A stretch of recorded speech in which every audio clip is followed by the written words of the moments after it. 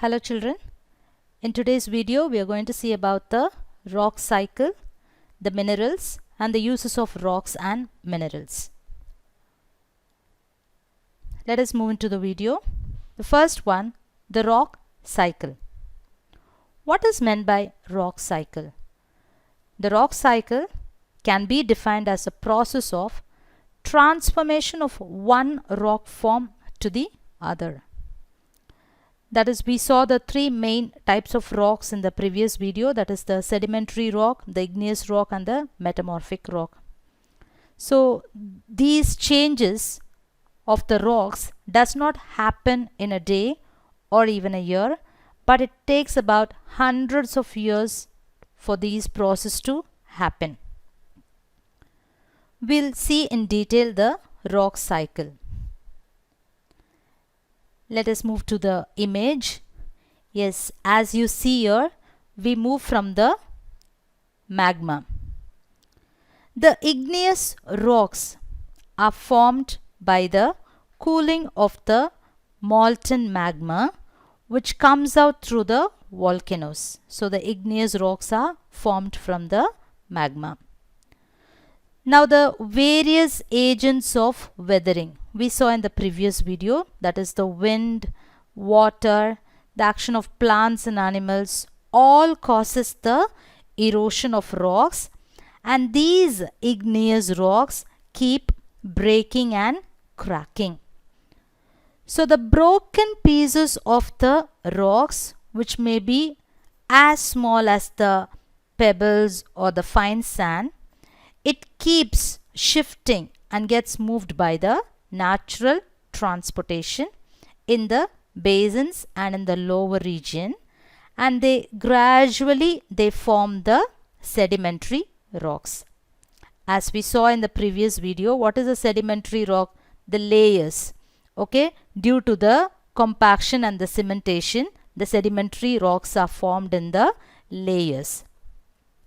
The layers keep forming over the sedimentary rocks, and those which buried deeper, again they get subjected to the heat and pressure and change their state to the metamorphic rocks.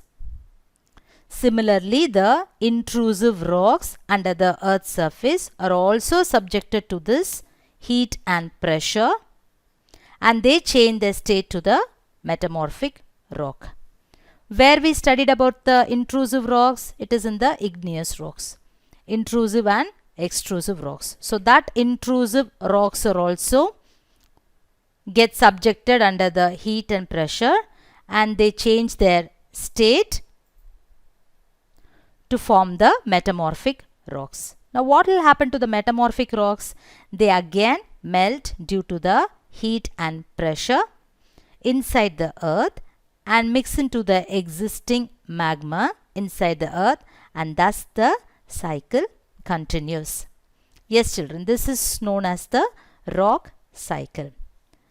In detail it is given in points here. Okay, whatever we saw in the picture, in detail it is given in the points. We again go through the points. The igneous rocks are formed by the cooling of the molten magma. And what happened due to the weathering agents, that is the temperature, wind, water and action of plants. What happens? The erosion of rocks take place, and that is the breaking and the cracking of the igneous rocks. Now these broken pieces, they keep shifting by the natural transportation to the basins, and they are formed as the sedimentary rocks.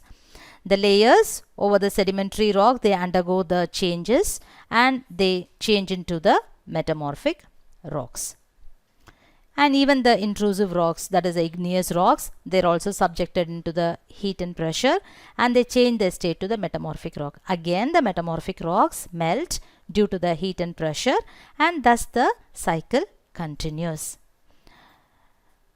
Now we see about the minerals. What are all the minerals? Minerals are the naturally occurring substances that are usually solid and inorganic. So they have a definite chemical composition and a crystalline structure. Now we see there are two types of minerals. One is metallic and the other one is non-metallic. First we'll see about the metallic minerals. So these metallic mineral consists of one or more metallic elements, and they are hard with shiny surfaces. They are hammered into thin sheets. One metallic mineral will just keep in mind, then move to the points, then it will be easy for you to imagine it. So for example, the iron or gold. So they are one or more metallic elements. They are hard with shiny surfaces. They are hammered into thin sheets or stretched into wires. Then only you will get some tools or the ornaments you can make from the gold. They are the good conductors of heat and electricity. Okay, the examples are iron, copper, bauxite, gold and manganese. Some examples are given here. Now we'll move on to the non-metallic minerals.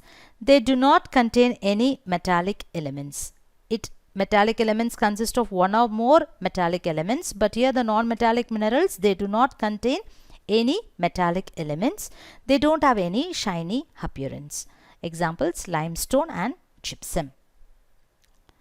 Now we'll see the uses of rocks and minerals separately. The rocks. Rocks are used for various constructions, making roads, houses, buildings, etc. They are crushed, cut and powdered and polished for various purposes. Many rocks are used as the gemstones. For example, sandstone, example of rock. Now coming to the minerals. Minerals, the fossil fuels like coal, natural gas and petroleum are very useful to mankind. They come under the minerals. Minerals are used in the industries for construction and as chemicals. Example, uranium, gold and silver. Yes children, in this lesson we saw about the rock cycle, the minerals, the types of minerals and the uses of rocks and minerals in detail. In the next video we will see about our changing earth in detail. Thank you children.